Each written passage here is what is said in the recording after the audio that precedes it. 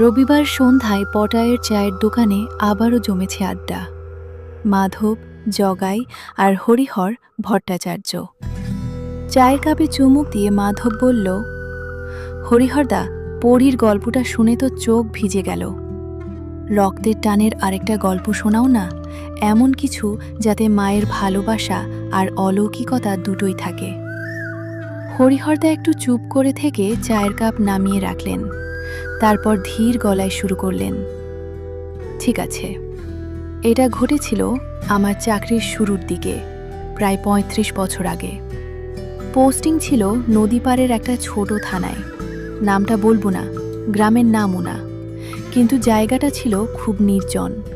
চারপাশে ধান ক্ষেত আর পেছনে একটা বড় বিল। বর্ষাকালে বিলের পানি উঠে রাস্তা ডুবে যেত। সেবার একটা অদ্ভুত কেস এলো।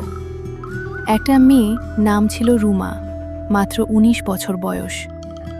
বিয়ে হয়েছিল গ্রামেরই একটা ছেলের সাথে। ছেলেটা ছিল ট্রাক ড্রাইভার।